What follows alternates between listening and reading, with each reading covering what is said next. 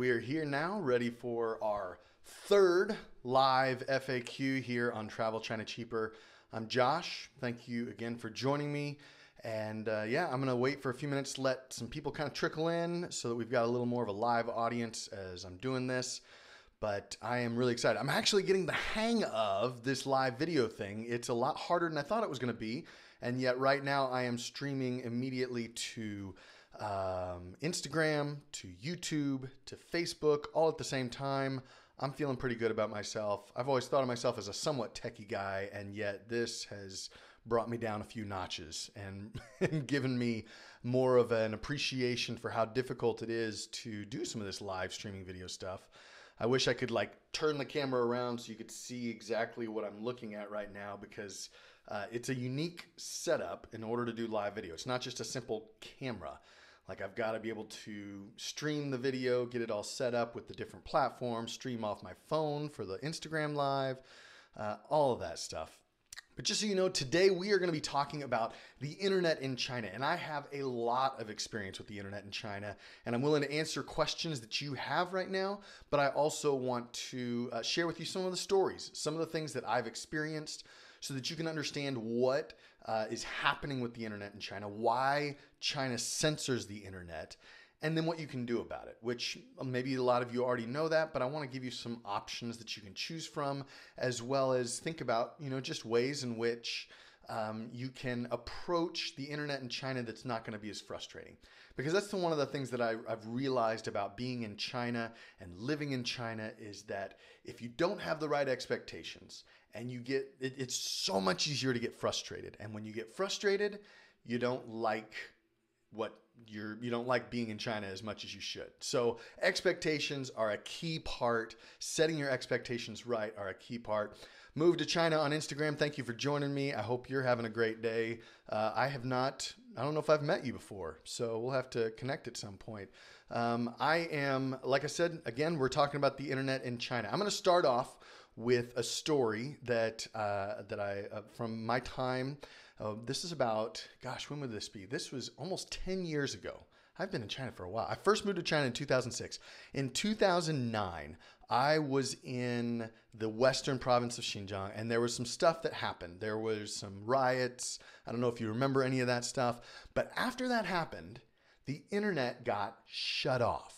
And I don't just mean like, hey, I'm having trouble connecting. Like, it completely shut off.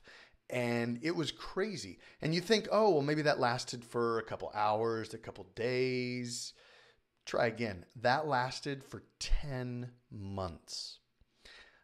You couldn't access anything outside of China. The only two things you could access, what was that? You could access Xinhua, which is a national news broadcaster, and then you could access one more China-based news source. But even that looked different than if you were to access it from Beijing.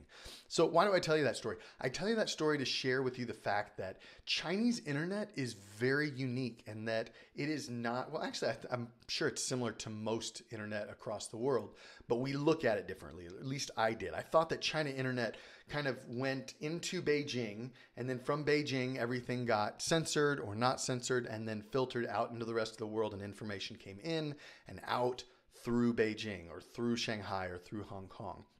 And yet that's not the case. China's censorship actually works at a lower level, where, yes, Beijing sends down directives to all of the different municipalities, the different counties, to say, hey, this is what we want blocked. But each of the regions have their own right to block what they want to block and not give access to what they don't want to give access to. So in the case of when I was in Xinjiang out there in 2009, when everything went down, the authorities in Xinjiang said, we're stopping the internet. We think that there's information going back and forth from outside of China. I don't know if I agree with that or not, but whether or not it's true, they cut off the internet, and they said, we're going to make sure that there can be no communication that's happening. And I've noticed that as I've traveled around China, and as I've talked to a lot of different expats and travelers in China, is that the internet acts and functions slightly different in different places. And the easiest way that you can tell that is by how different pieces of software work in different parts of China. Right. So let's say that you're in Guangzhou, which is in southern China, and I get a lot of people that say, "Oh, I have an easier time accessing, this type of website," or all of a sudden I was able to access, this website that was blocked. But or this is what I hear a lot of: this VPN works really well. And then someone in Shanghai says, "No, that VPN sucks.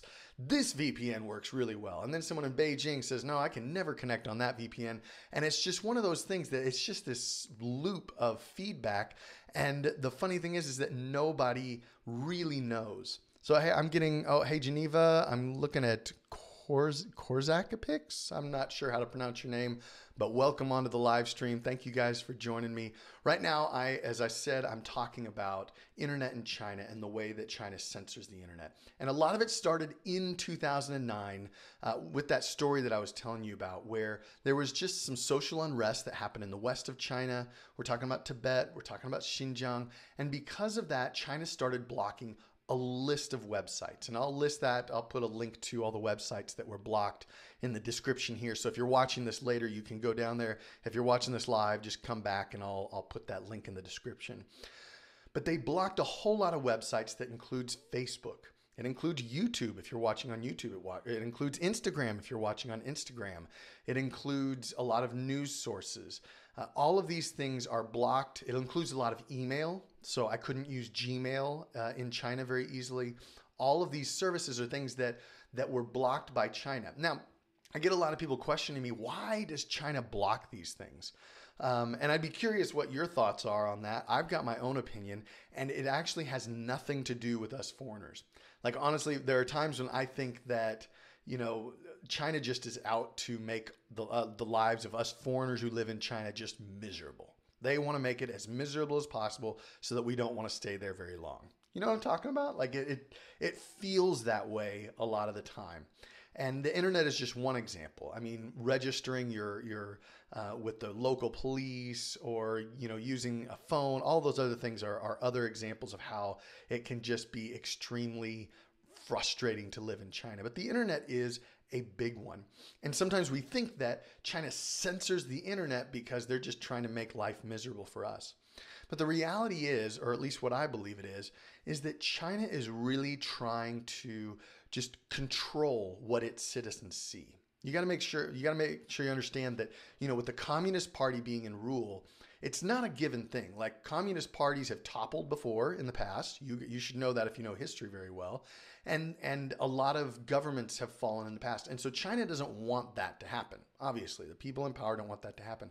And so they want control over not just the population, but the information that goes back and forth between the people. And that right now is the internet.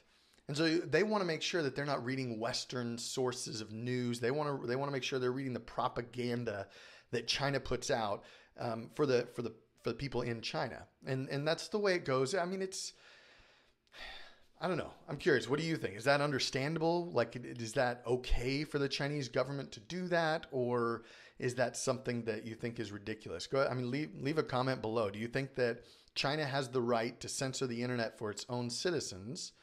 Or do all citizens have the right to access the internet freely?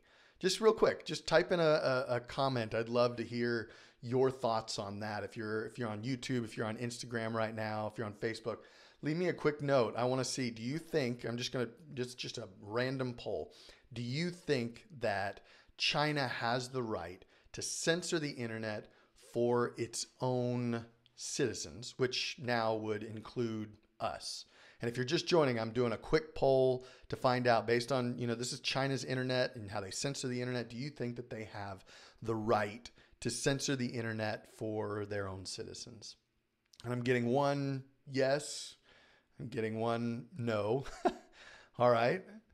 It's kind of a split. You never know. And it's kind of up to, obviously the government has the control, and so they can do whatever they want to do in that case. Here's what I'll say, is that a lot of people think that in what we as foreigners tend to do, and what I recommend that you do if you have any plans to live in China or go to China, is that you need to take and and set yourself up with a VPN, which is called a virtual private network. And that allows you to bypass China's censorship of the internet. And that's important because if you want to access Gmail, Facebook, YouTube, all of these sites, you've got to have that VPN access. But the next question that I get asked a lot, and it's an important question, is using a VPN legal when you're in China? And that's kind of a tricky question, because if China censors the internet, right? So it's kind of like, let's say they're putting up a wall and you are either digging under or going over that wall, it seems like that's almost against the rules. And if you go back to what I was saying earlier, where the purpose of censoring the internet in China is for its own citizens. And so because of that, you getting onto a VPN, which allows you to bypass this censorship and access all these blocked sites, as a foreigner, it really doesn't matter as much. And so you kind of, I've been using, if you talk to any expat actually that's been living in China for more than 6 months, you'll find that they have been using a VPN to access pretty much every day the internet. And in the history of my time in China, which dates back to 2006, not once have I heard of a foreigner having getting in trouble for using a VPN.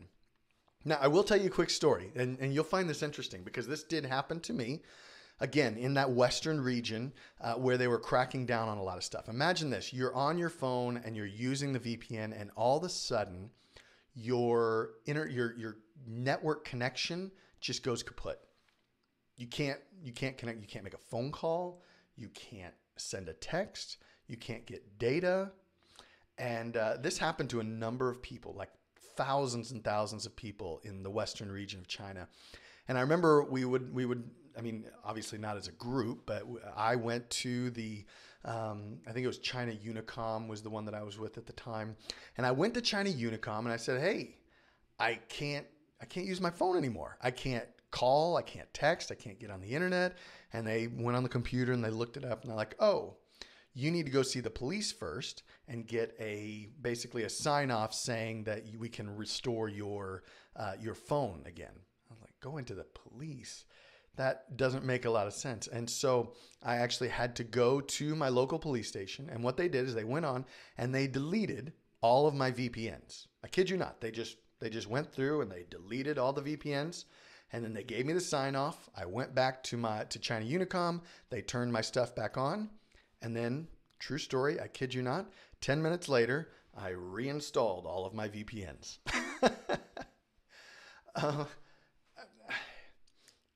China the police could have done a whole lot worse, I'm sure.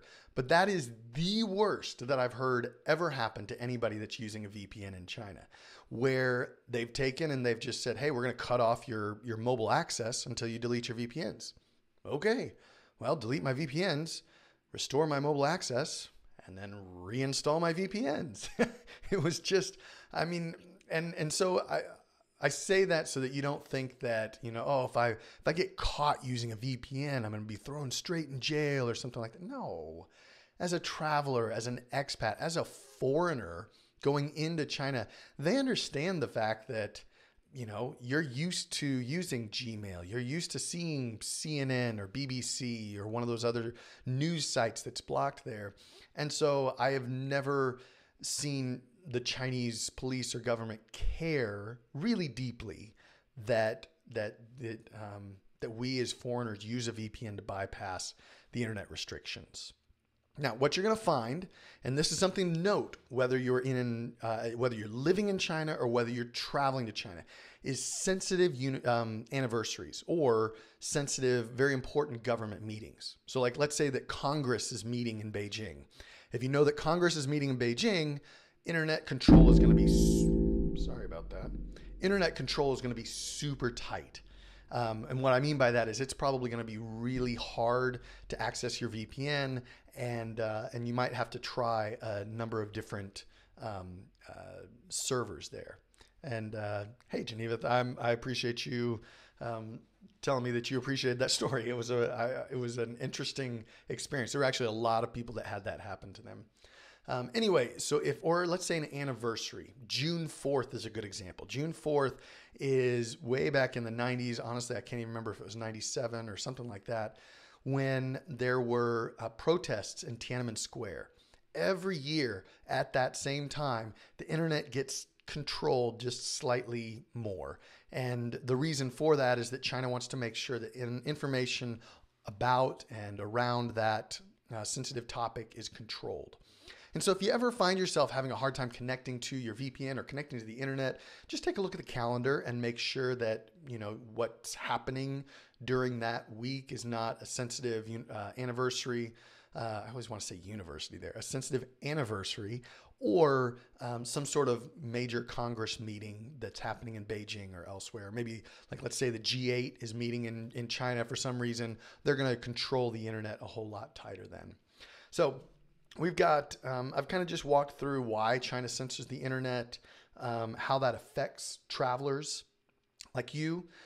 If you're looking for a good VPN, there's a number of them. Like I said, there is no best VPN because different VPNs work differently all throughout China. And so the advice that I usually give to travelers and to people that are moving out to China is to buy a couple different VPN subscriptions that have a 30-day money-back guarantee. So that's things like ExpressVPN or NordVPN, both of which I'll put links in the descriptions for this video. But if you buy one that has a 30-day money-back guarantee, you go to the place where you're going to live and you test out both of them.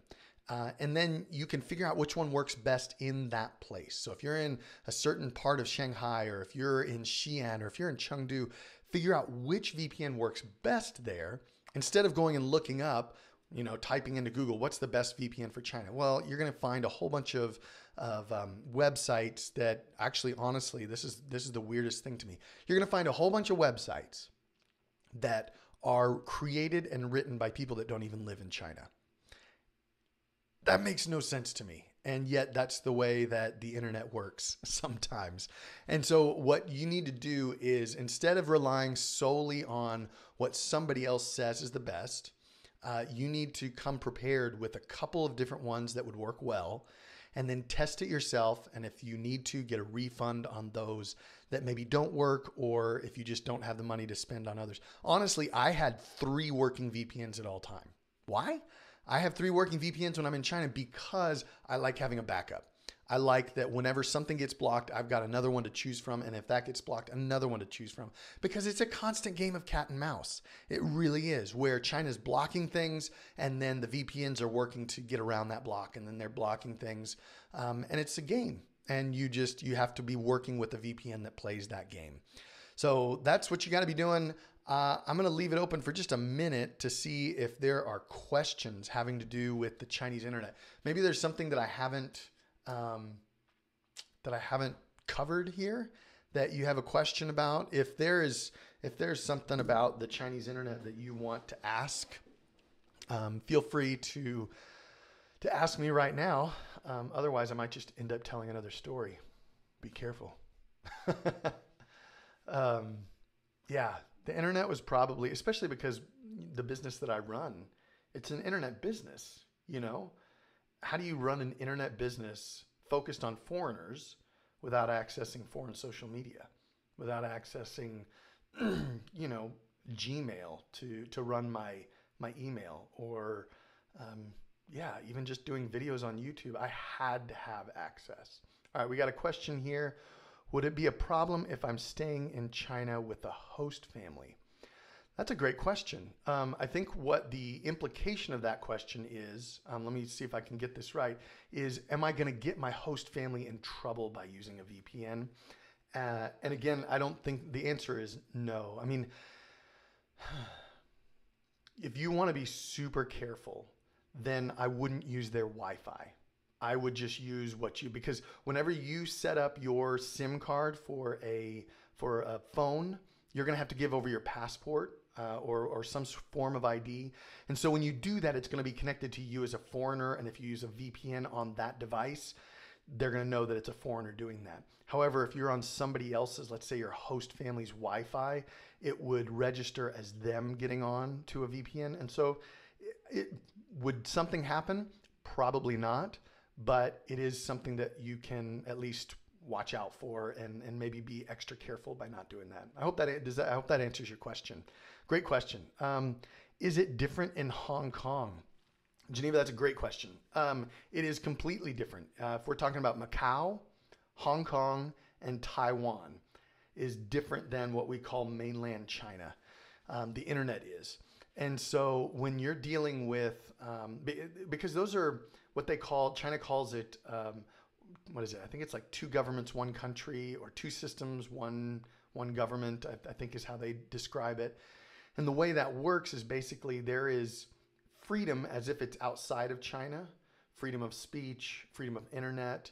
But once you get to the actual governmental control, it's still governed by China. So technically speaking, you can access the internet freely in Hong Kong. You can access the internet freely in Taiwan, freely in Macau. But the moment you cross that border and you start using your phone on the Chinese network, it's not going to work. So great question, Geneva. Really good question. If there's any other questions, I can take those now. I really appreciate you guys joining and asking good questions live. Those are all really good questions. Yeah, you got to keep in mind, I feel perfectly fine, and I would do this all the time, going to a coffee shop and accessing the internet and using a VPN on the coffee shop Wi-Fi. The problem here is, and the reason why that works, is because a lot of times in order to access some of these Wi-Fi, nowadays they're requiring you to give your phone number and to receive a text message. So if you don't have a Chinese phone number, you can't even use the Wi-Fi. It's not easy to use the Wi-Fi in an airport, or it's not easy to use the Wi-Fi at a coffee shop because they require a text message verification of your identity so that they know who's accessing the internet. And that's the thing about China and the internet right now. If I could close with anything, the whole point, I guess, of China censoring the internet is not necessarily, and China blocking VPNs is not necessarily that they want to, obviously, like I said earlier, make our lives miserable. They want control down to the microscopic level. They want to know, what are you looking at? And what are you doing? That's why payments on WeChat, we talked about that in the last video. Payments on WeChat, you can't do it unless you are registered with a Chinese bank. Why? So that they can know exactly who is making these payments and where they're going. That type of control, that type of knowledge, and that knowledge is power. And for the Chinese government, the communist government, that power is everything in order to stay in power. They value that more than pretty much anything else. They value that sometimes even more than the well-being of their people, just to maintain that power, because they believe that the maintaining of that power is what keeps China great. Thank you guys so much. If you have questions about any of this, leave it in the comments on Instagram. If you want to, a DM on YouTube and Facebook, you can leave it in the comments, and I'll try to come back in the next few days and answer those questions. Like I said, I will also be leaving links in the description so that you can kind of look and dive deeper into some of the topics that we've been talking about here. I'm going to be back next week. No, actually, I take that back. I'm going to take a break next week because I'm out of town. And the week after that, we're going to go back into this weekly Q&A session. I hope it's been good for you. Can you save this live when it's over? Yes, I will. I will save this live. It'll show back up in my stories, I believe, on Instagram, but you can also access it on YouTube and Facebook. Just Travel China Cheaper, youtube.com/Travel China Cheaper, facebook.com/Travel China Cheaper. And then I will go through that. You guys have a wonderful week, a blessed week, and I will see you again soon. You guys take care.